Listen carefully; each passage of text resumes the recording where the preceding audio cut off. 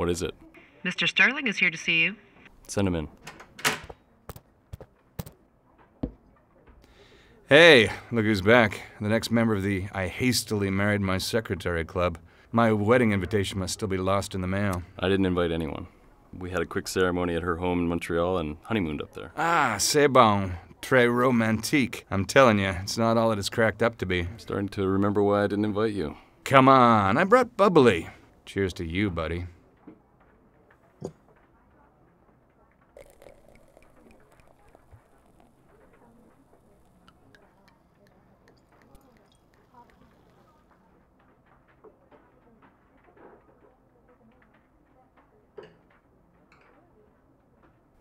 So what's going on around here? Well, Joan is... About ready to pop. I saw her in the hallway. It's good for her and Greg. Yeah, that's really good for her and... Also, I've set up a conference call for you this morning with a guy named Jay Sarno. You hear about this giant hotel they're putting up in Las Vegas? I heard something about it. Over 300 rooms? That's the one. Anyway, he's looking for someone to promote it nationwide. Does he really think people are going to flock to the desert to visit this place? Judging by the amount of money he's spending, I would say yes. Is it time for that conference call? Come on in, Miss Olson. Good luck, you two.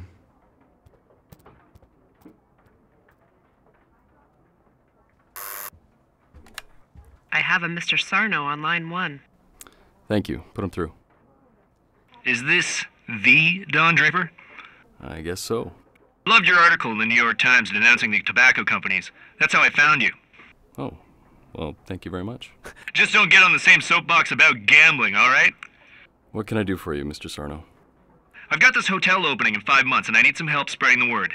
My biggest problem so far is that the builders are about ready to put up the hotel sign, and I don't even know what it's called. You don't have a name for it? I was hoping you could come up with something fantastic. You know, something that would make every guest want to walk through those doors and feel like a king. I think we can handle that. Joni, what's going on? Hormones getting the best of you?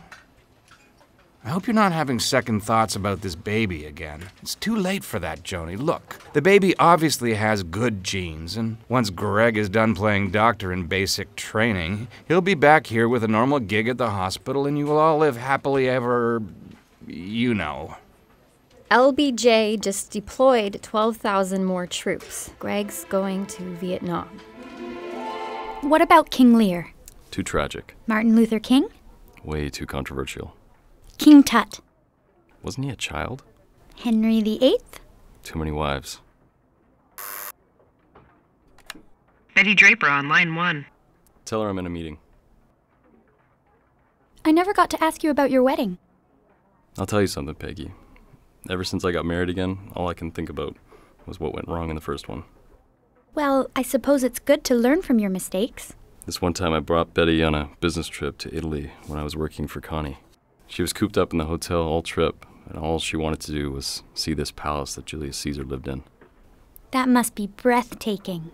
Yeah, well, I was so busy with work that we never got there. I could tell she was disappointed, but I didn't bring it up. Later I found a postcard of the palace in her suitcase. It was the most incredible structure I've ever seen. I can't believe I went all the way to Rome and never saw it in person. It's too bad we don't have anything like that in America. Europe is so full of amazing history. That's it. We bring that to America. We got it. We got what? Caesar's Palace. Caesar's Palace.